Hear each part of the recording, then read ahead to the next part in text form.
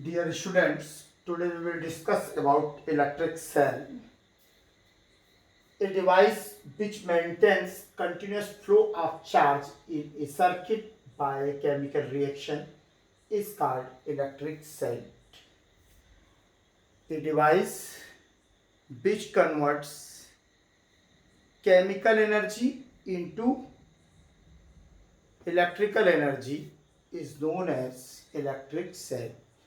A device which is used to convert chemical reactions into electrical energy is known as electric cell. These these devices are electric cells based on chemical reactions. When some specific chemical reactions are occurred, then some energy is imported by these reactions. If this energy is converted by a specific method into electrical energy, then device is known as electric cell. तो electric cell एक ऐसी device है जिसमें कुछ chemical reactions का use करके chemical energy को इसके केमिकल रिएक्शन के दौरान निकलने वाली केमिकल एनर्जी को इलेक्ट्रिक एनर्जी में कन्वर्ट किया जाता है और इस इलेक्ट्रिक एनर्जी को जब एक्सटर्नल सर्किट में यूज कर लिया जाता है तो यही सेल का ये कंटिन्यू करंट को फ्लो करती है. तो ऐसी कोई भी डिवाइस जो केमिकल एनर्जी को इलेक्ट्रिक एनर्जी में कन्वर्ट करती हो उसे हम इलेक्ट्रिक सेल कहते हैं. Since chemical reactions are two types, there are two types of chemical reactions, then reversible chemical reaction and irreversible chemical reaction. So cells are two types based on these reactions.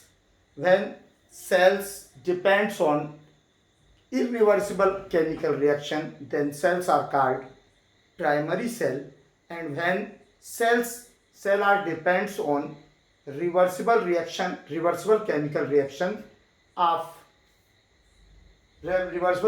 reaction, then cell is called secondary cell. So primary cell ये जो ऐसे cell जिसमें कि irreversible chemical reaction का use करके cell को बनाया जाता है, जो स्ट्रांग करंट नहीं दे सकते लेकिन कंटिन्यू करंट स्मॉलर सर्किट्स के लिए यूज किए जा सकते हैं. ये प्राइमरी सेल कहलाते हैं. इन सेल्स का इंटरनल रेजिस्टेंस बहुत अधिक होता है और जैसे ही इन सेलों के द्वारा केमिकल एनर्जी खत्म होती है, फिनिश्ड होती है, ये सेल थ्रो कर दिए जाते हैं, कोई काम के नहीं रहती. प्राइमरी सेल ऐसी इलेक्ट्रिक सेल्स जो इरिवर्सिबल केमिकल रिएक्शंस पर बेस्ड होते हैं, जिनमें इरिवर्सिबल केमिकल रिएक्शन के दौरान होने वाली एनर्जी को इलेक्ट्रिक एनर्जी में कन्वर्ट किया जाता है. ऐसे सेलों में ऐसे सेलों का ईएमएफ बहुत कम होता है और इंटरनल रेजिस्टेंस अधिक होता है, एवं इन सेलों को तभी तक यूज किया जा सकता है जब तक कि इनमें केमिकल रिएक्शंस स्टार्टेड हैं. जैसे ही इनके अंदर रखा हुआ मटेरियल खत्म हो जाता है, केमिकल रिएक्शन खत्म हो जाती हैं, वैसे ही ये सेल थ्रो कर दिए जाते हैं, इनका कोई यूज नहीं बचता. और साथ ही इन सेल्स की ईएमएफ कम एवं इंटरनल रेजिस्टेंस अधिक होने के कारण इन प्राइमरी सेल्स से हम बहुत अधिक एनर्जी, बहुत स्ट्रांग करंट को ड्रा नहीं कर सकते. सेकेंडरी सेल जनरली बैटरी होते हैं. सेकेंडरी सेल जनरली बैटरीज होते हैं, कॉम्बिनेशन ऑफ सेल्स होते हैं और ये रिवर्सिबल केमिकल रिएक्शन पर बेस्ड होते हैं. Secondary cell is based on reversible, which reversible chemical reaction, माने कुछ स्पेसिफिक रिवर्सिबल केमिकल रिएक्शंस पर बेस्ड होते हैं, जो कि केमिकल रिएक्शन के दौरान एनर्जी को, केमिकल एनर्जी क्या करती हैं, प्रोड्यूस करती हैं। इस केमिकल एनर्जी को किस फॉर्म में, इलेक्ट्रिक एनर्जी के फॉर्म में कन्वर्ट कर दिया जाता है।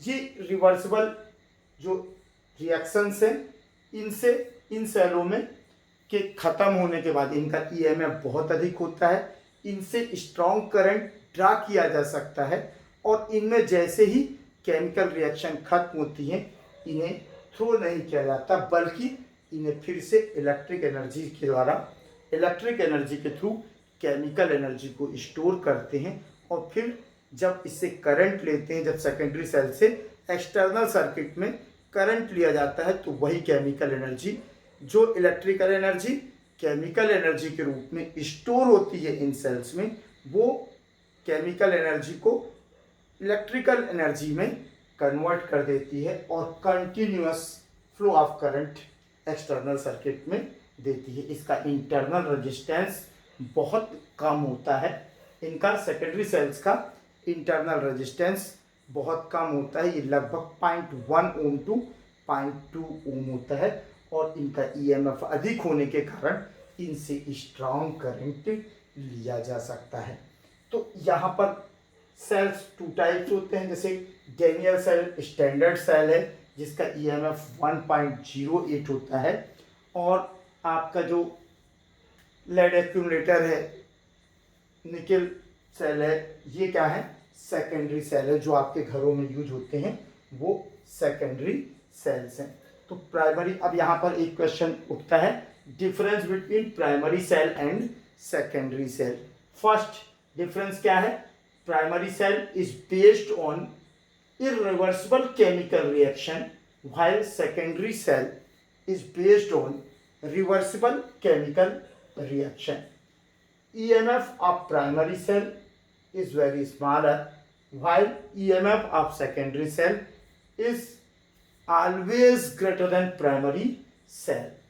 Third thing, internal resistance of primary cell is more, about 1 ohm to 2 ohm or 2 ohm to 3 ohm, while internal resistance of secondary cell is very smaller, it is equal to 0.1 ohm to 0.2 ohm. Fourth, we cannot draw strong current from primary cell, while we can draw strong current from secondary cell. It is, primary cells are use and throw. Primary cells are use and throw after a duration. After a duration, when chemical reactions are finished, then primary cell are finished. While secondary cell, after chemical reactions are finished, then secondary cells are in other words, when secondary cell is discharged, then it is charged, and again we take or we draw current from it. ये 5 differences अपने दिमाग में बैठा के रख लो। Second point आता है construction क्या है, सेल्स का कंस्ट्रक्शन क्या है। तो सेल में टू मेटल रॉड्स को एक इलेक्ट्रोलाइट में इमर्ज किया जाता है। टू स्पेसिफिक मेटल रॉड को एक सॉल्यूशन, केमिकल सॉल्यूशन में क्या इमर्ज किया जाता है, तो उनके बीच केमिकल रिएक्शन स्टार्ट हो जाती है। ये टू मेटेलिक रॉड में जो टू मेटेलिक रॉड किसी केमिकल सॉल्यूशन के अंदर इमर्ज की जाती है, उस केमिकल सॉल्यूशन को हम इलेक्ट्रोलाइट कहते हैं, जो आयनाइज्ड फॉर्म में होता है, और जो टू मेटेलिक रॉड इसमें इमर्ज की जाती हैं उन्हें इलेक्ट्रोड कहते हैं। इनके बीच में केमिकल रिएक्शंस होती हैं। इन केमिकल रिएक्शन के दौरान जो इलेक्ट्रोलाइट के आयंस हैं, इलेक्ट्रोलाइट के आयंस और इलेक्ट्रोड्स के बीच रिएक्शंस होती हैं, जिसके कारण एक इलेक्ट्रोड पर electron number of electrons excess हो जाते हैं और सेकंड इलेक्ट्रोड पर लैक ऑफ इलेक्ट्रॉन्स हो जाता है, जिसके कारण दोनों ही इलेक्ट्रोड के बीच एक पोटेंशियल डिफरेंस प्रोड्यूस हो जाता है। ओपन सर्किट में इन दोनों इलेक्ट्रोड के बीच जो पोटेंशियल डिफरेंस होता है उसे ही इलेक्ट्रोमोटिव फोर्स EMF कहा जाता है। जब किसी टू स्पेसिफिक मेटेलिक रॉड को किसी स्पेसिफिक केमिकल सॉल्यूशन में इमर्ज किया जाता है तो उनके बीच केमिकल रिएक्शन स्टार्ट हो जाती हैं और ये केमिकल रिएक्शन के दौरान चूंकि इलेक्ट्रोलाइट जिस केमिकल सॉल्यूशन में इमर्ज किया जाता है उसे इलेक्ट्रोलाइट कहते हैं और जो मेटेलिक रॉड है उन्हें इलेक्ट्रोड्स कहते हैं। तो जो इलेक्ट्रोड्स के और आयनाइड फॉर्म में इलेक्ट्रोलाइट रहता है, तो आयनाइड फॉर्म के इलेक्ट्रोलाइट और इलेक्ट्रोड के बीच में केमिकल रिएक्शंस होती हैं, जिन केमिकल रिएक्शंस के कारण एक इलेक्ट्रोड पर नंबर ऑफ इलेक्ट्रॉन्स कलेक्ट होने लगते हैं और दूसरे इलेक्ट्रोड पर लैक ऑफ इलेक्ट्रॉन्स हो जाते हैं। अब यहाँ पर रिपल्सन के कारण और केमिकल रिएक्शन के कारण आयंस की केमिकल रिएक्शन के कारण कंसंट्रेशन बढ़ने के बाद एक कंडीशन में इक्विलिब्रियम स्टेट आ जाती है और केमिकल रिएक्शंस स्टॉप हो जाती हैं। ये एक पर्टिकुलर कंडीशन तो जब तक रिपल्सिव फोर्स इतना नहीं होता कि आयंस चूँकि एक इलेक्ट्रोड पर नंबर ऑफ इलेक्ट्रॉन्स एक्सेस हैं और सेकंड पर लैक ऑफ इलेक्ट्रॉन्स हैं, अर्थात पॉजिटिव चार्ज है, और इन पॉजिटिव चार्ज और एक्सेस ऑफ इलेक्ट्रॉन्स के कारण आयंस रिपल होने लगते हैं और जब उस कंडीशन में पहुंच जाते हैं एक परमानेंट इक्विलिब्रियम स्टेट बन जाती है, जिसके कारण आयंस इन इलेक्ट्रोड्स तक नहीं पहुंच पाते और केमिकल रिएक्शंस नहीं हो पाती।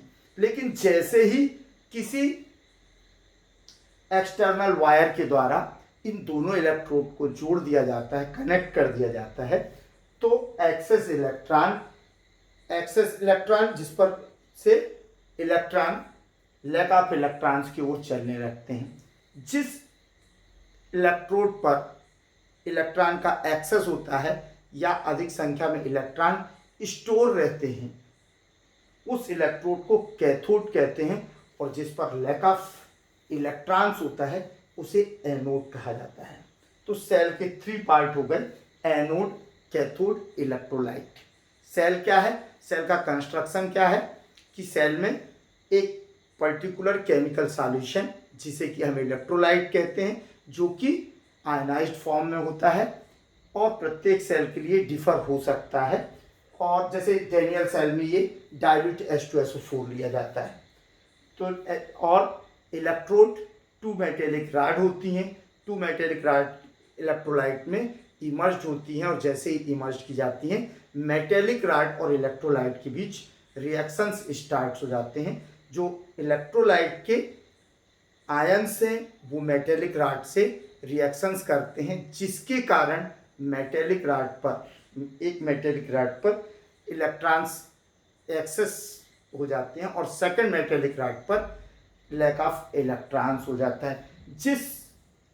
जिस माने मेटेलिक रॉड पर एक्सेस ऑफ इलेक्ट्रॉन्स होते हैं उस इलेक्ट्रोड को हम कैथोड कहते हैं और जिस इलेक्ट्रोड पर लैक ऑफ इलेक्ट्रॉन्स होता है, इलेक्ट्रॉनों का अभाव होता है, उसे हम एनोड कहते हैं। और जैसे ही ये एक पर्टिकुलर स्टेट तक पहुंचती हैं केमिकल रिएक्शंस स्टॉप हो जाती हैं due to repulsion of electrons and ions.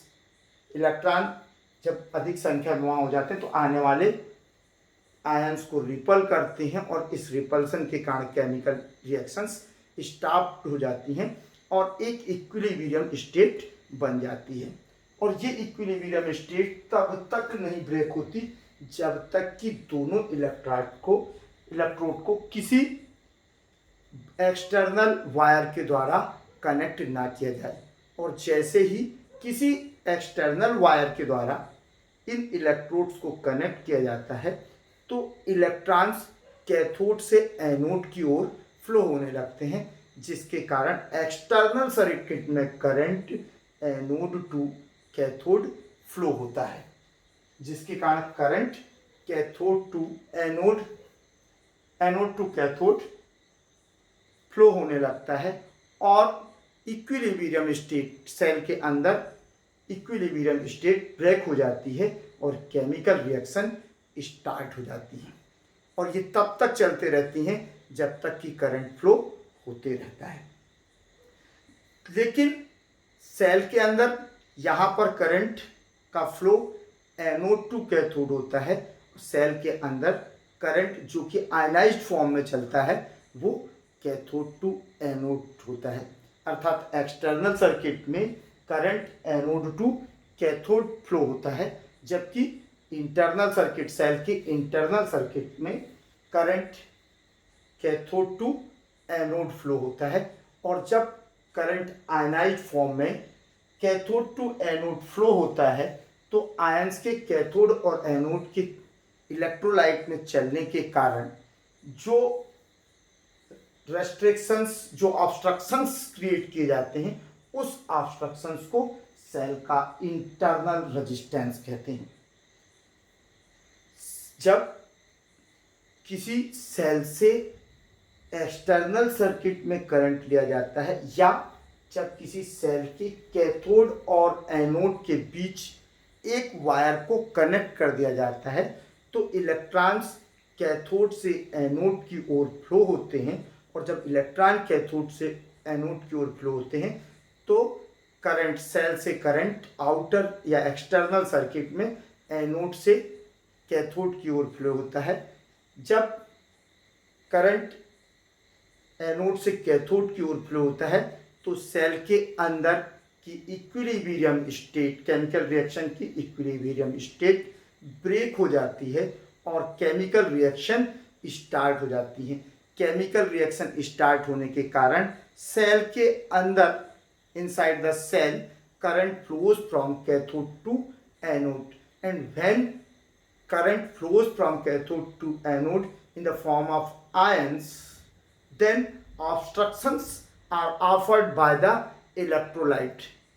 These obstructions are restrictions created or offered by electrolyte is known as internal resistance of cell. जब सेल के दोनों इलेक्ट्रोडों को, कैथोड और एनोड को, किसी वायर की सहायता से कनेक्ट किया जाता है तो करंट एनोड से कैथोड की ओर फ्लो होता है, जिसके कारण सेल के अंदर की इक्विलिब्रियम स्टेट ब्रेक हो जाती है और करंट और केमिकल रिएक्शंस स्टार्ट हो जाती हैं, जिसके कारण केमिकल रिएक्शन के लिए इलेक्ट्रोलाइट के ions anode, cathode to anode flow करते हैं और इन आयंस के फ्लो होने पर इलेक्ट्रोलाइट के द्वारा जो ऑब्स्ट्रक्शंस क्रिएट किए जाते हैं they are known as internal resistance of cell. One thing, EMF of cell, मैंने कहा कि जब सेल के अंदर electrode to metallic rod, is that electrodes are immersed into the electrolyte when the chemical reactions are started। और ये chemical reaction तब तक चलती हैं जब तक कि इक्विलिब्रियम स्टेट क्रिएट ना हो जाए, क्योंकि इन केमिकल रिएक्शंस के दौरान एक इलेक्ट्रोड पर इलेक्ट्रॉनों की अधिकता हो जाती है, एक्सेस ऑफ इलेक्ट्रॉन्स हो जाते हैं, और एक इलेक्ट्रोड पर लैक ऑफ इलेक्ट्रॉन्स हो जाते हैं।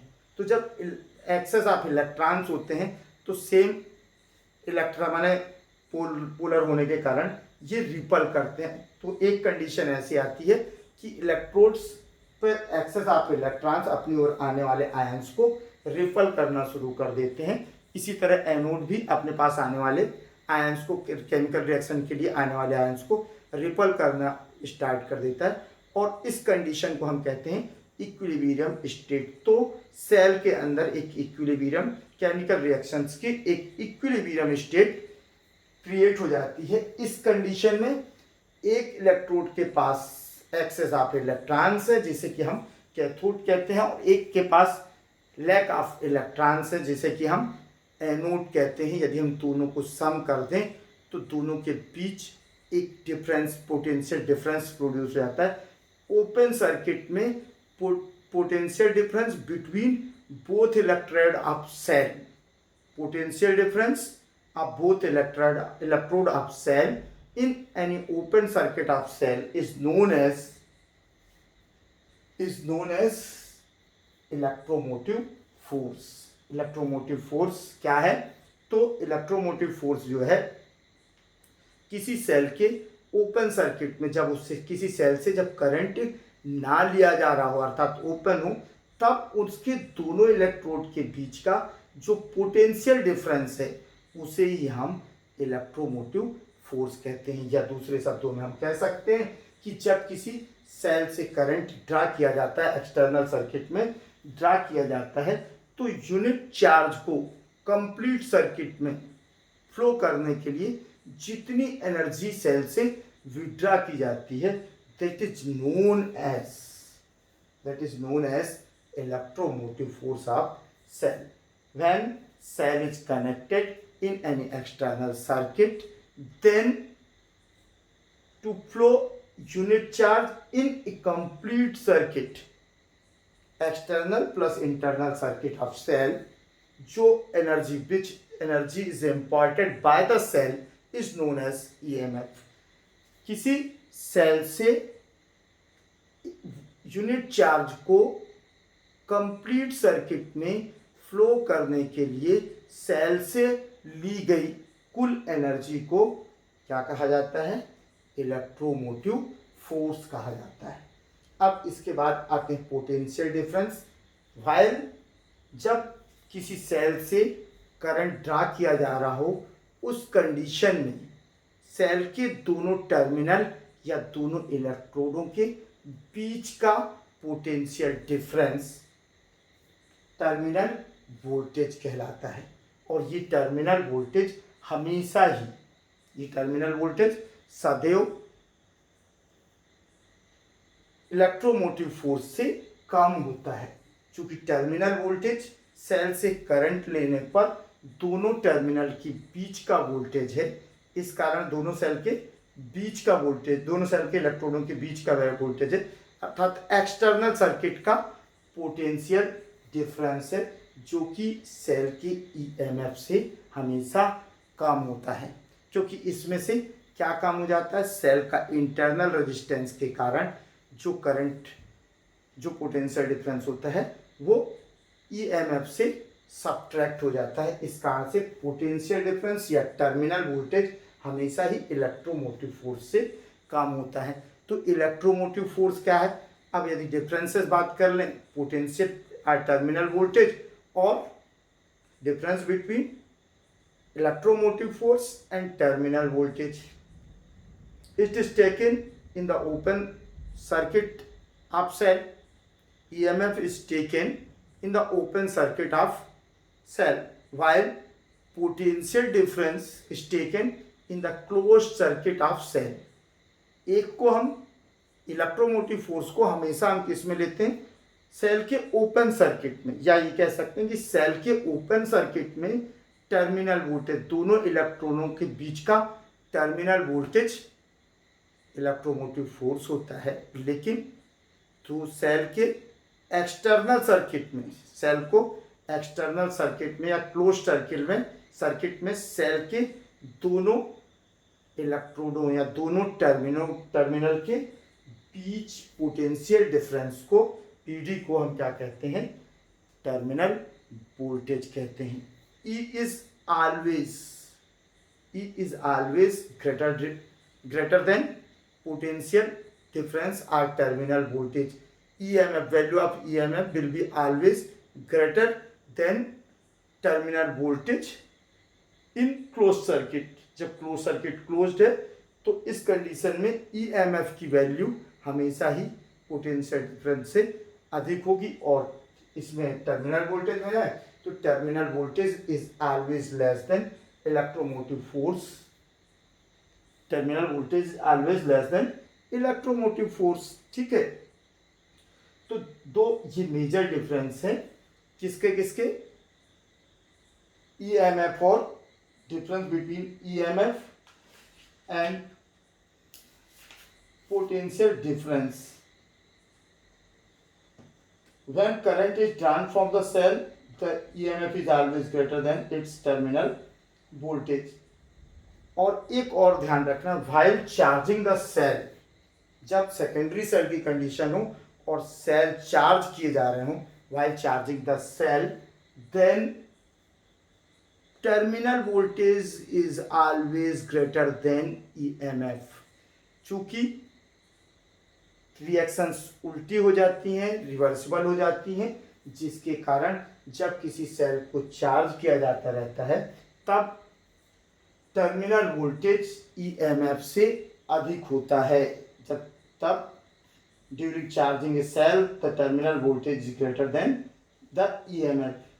When no current is drawn from the cell, जब किसी सेल से करंट को ड्रा नहीं किया जा रहा है तो EMF is always equal to terminal voltage. और जब किसी करंट सेल से करंट नहीं ड्रा किया जा रहा है from the cell, when no current is draw from the cell the terminal voltage is equal to its EMF। माने मेनली डिफरेंस दो ही हैं, उसको अब अलग अलग ढंग से हम बोलते तीन कर सकते हैं।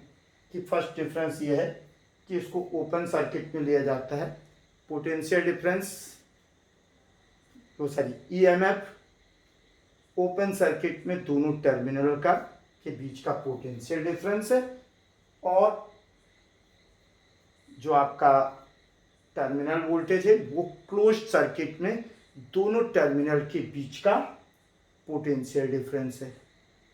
ठीक, पहला पॉइंट समझ में आएगा। सेकंड जो है ये किस पर बेस्ड करता, open EMF is based, EMF किस पर बेस्ड करता है, nature of electrolyte and metals. EMF of cell is based on nature of EMF of any cell is based on nature of electrolyte and metals। अर्थात इनके बीच की जो chemical reactions हैं वो केमिकल रिएक्शन के कारण जो एनर्जी प्रोड्यूस होती है वो EMF प्रोड्यूस करती है। और ये chemical reaction nature of electrolyte और किस पर डिपेंड करती है, nature of metallic rod, it means electrodes पर डिपेंड करती है। जबकि terminal voltage depends on external resistance. Terminal voltage depends on external resistance. ये सेकंड मेजर डिफरेंस हो गया। और थर्ड की value of electromotive force is always greater than terminal voltage.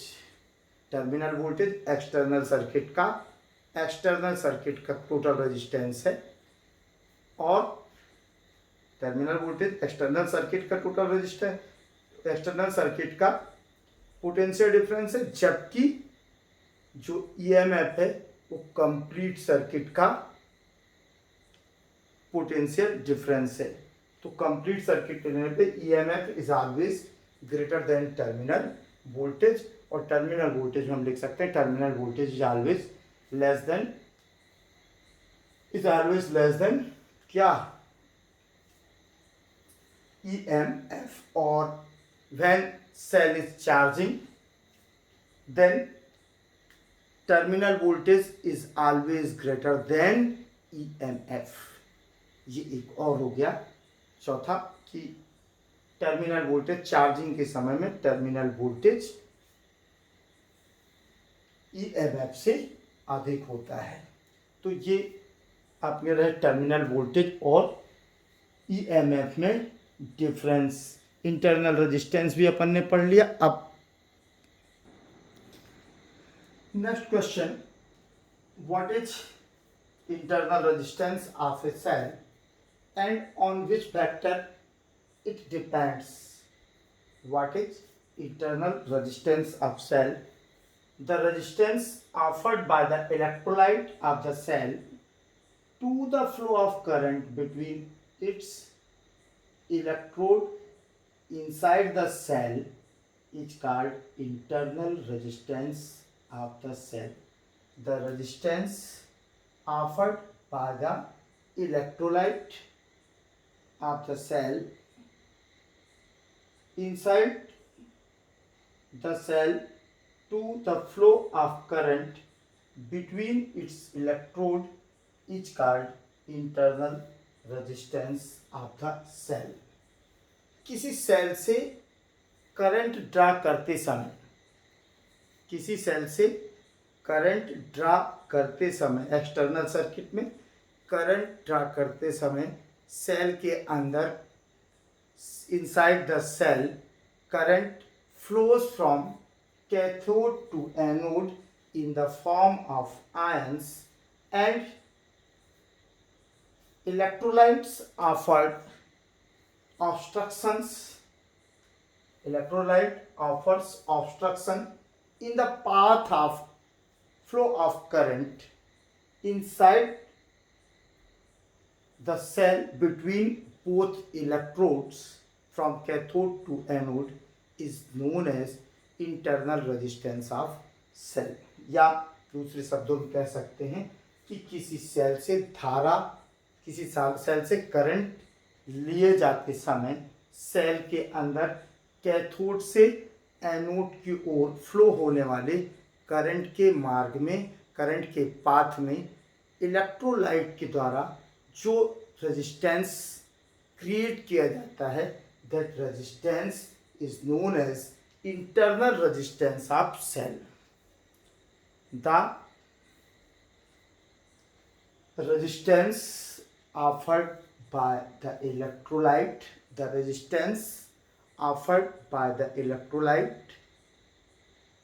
in the path of current inside the cell between both electrodes is known as internal resistance of cell.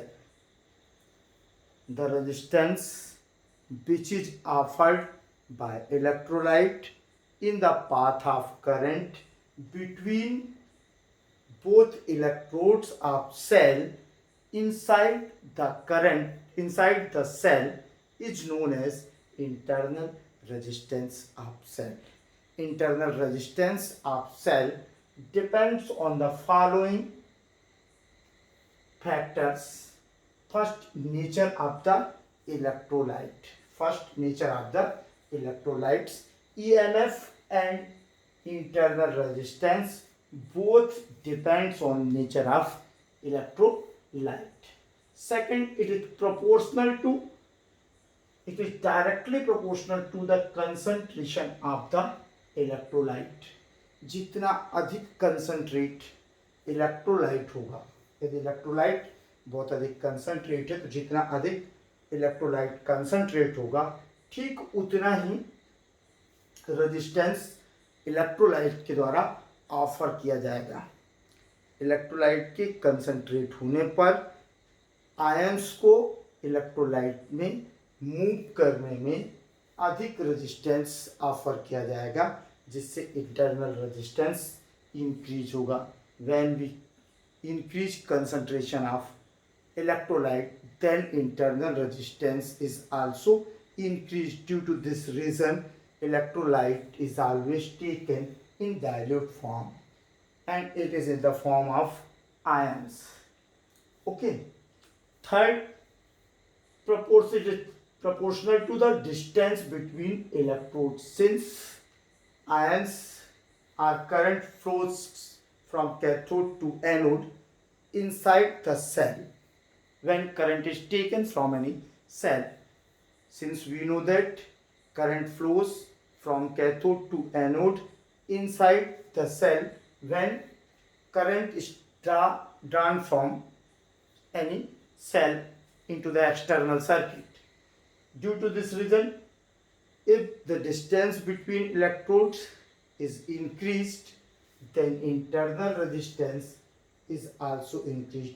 सामान्य सी बात है कि जो electrodes हैं उनके बीच की डिस्टेंस जितनी कम होगी, आयंस को या करंट्स को कैथोड से एनोड की ओर जाने में उतना ही कम पाथ चलना होगा, और जितना कम पाथ होगा उतना कम रेजिस्टेंस ऑफर्ड होगा इलेक्ट्रोलाइट के द्वारा।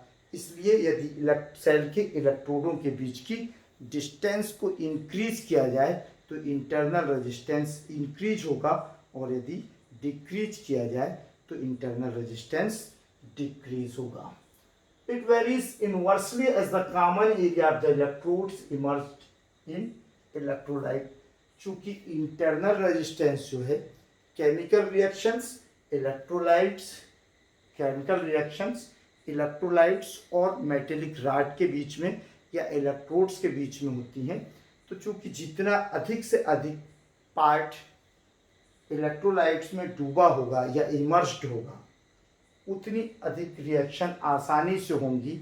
रिएक्शन को उतना अधिक एरिया, इलेक्ट्रोलाइट में जितना डूबा हिस्सा है रॉड का, उतने हिस्से से रिएक्शन होगी, उतने ही पार्ट में रिएक्शंस होंगी।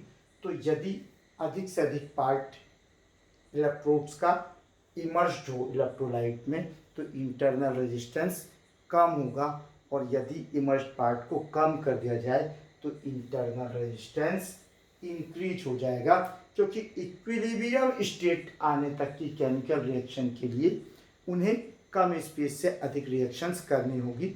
इलेक्ट्रोड का जितना एरिया डूबा रहेगा, जैसे ही इक्विलिब्रियम स्टेट आएगी तो क्या हो जाएगा, केमिकल रिएक्शंस फिनिश्ड हो जाती हैं। इसलिए इस पर भी डिपेंड करता है कि यदि हम जैसे जैसे बढ़ाते जाएंगे इमर्स्ड एरिया को, इंटरनल रेजिस्टेंस डिक्रीज होते जाएगा। It increases with the decrease in temperature.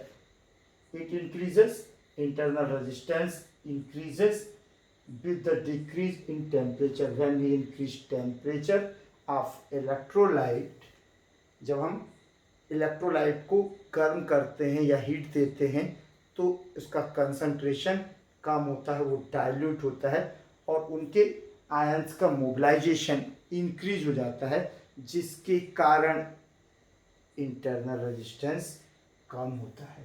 अर्थात किसी सेल के इलेक्ट्रोलाइट को टेम्परेचर देने पर उसकी मूवेबिलिटी और कंसंट्रेशन कम होने के कारण आयंस को चलने में इलेक्ट्रोलाइट के द्वारा कम रेजिस्टेंस ऑफर किया जाता है, जिसके कारण इंटरनल रेजिस्टेंस डिक्रीज हो जाता है।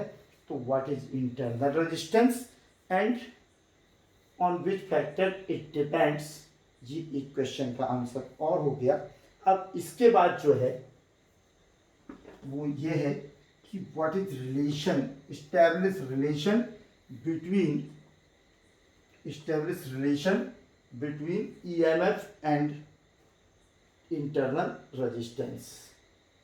Establish relation between internal resistance, EMF and terminal voltage. Consider a cell of EMF E and internal resistance small r. Consider a cell of EMF E and internal resistance R is connected with the external resistance R.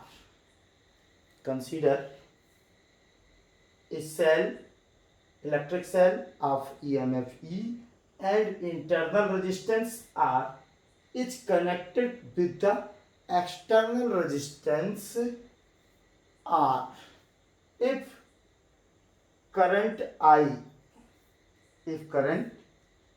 I flows through this circuit, suppose a constant current I flows through this circuit, then total resistance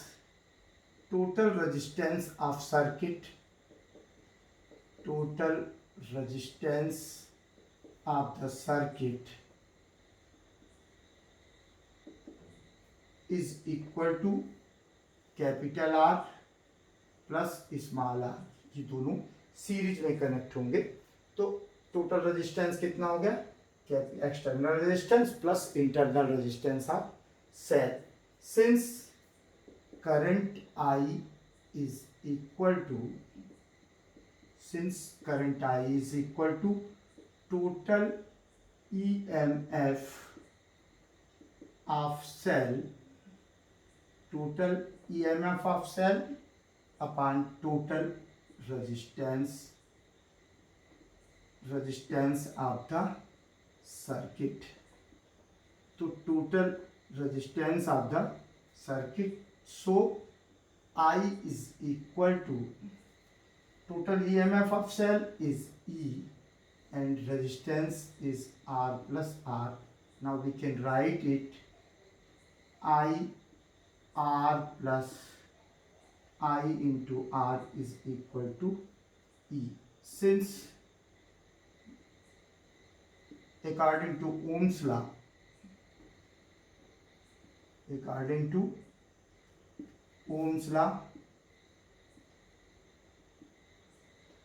V is IR is equal to V, terminal voltage. Current into external resistance is equal to terminal voltage V. So V is equal to, V plus I into small r is equal to E, implies that I into R is equal to E minus V, R internal resistance, E minus V upon I. Since I is equal to, V is equal to IR, so I is equal to V upon R. Substitute this value, we get R is equal to E minus V upon V, ये R को ऊपर ले आए into R. Now we can write it, R is equal to E upon V minus 1 into R. This is relation between internal resistance EMF and terminal voltage, where V is the terminal voltage।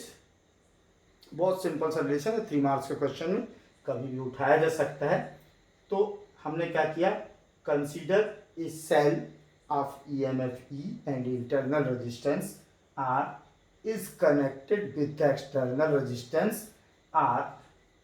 Suppose a constant current I flows in this circuit due to the cell, then total resistance of the circuit will be equal to R plus R is equal to R plus R.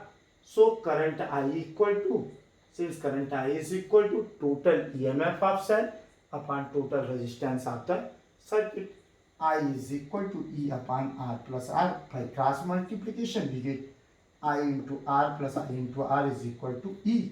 Again, according to Ohm's law, external or terminal voltage V is equal to I into external current into external resistance. Then replace I into R with V. We get terminal voltage V plus I into small r is equal to E. So IR is equal to E minus V. Hence internal resistance R is equal to E minus V upon I. But we know that I is equal to V upon R. I को हमने terminal voltage और external resistance के form में convert कर दिया। Substitute this value, then we get R is equal to E minus V upon V into R। अब इसको अलग अलग कर दो तो क्या हमने देखा, E upon V minus V upon V से कैंसिल हो गया तो 1, तो R is equal to E upon V minus 1 upon into R। ये रिलेशन था। इस तरह से ये अब सेल का इंटरनल रेजिस्टेंस, टर्मिनल वोल्टेज और ईएमएफ के बीच रिलेशन एस्टेब्लिश्ड हो गया।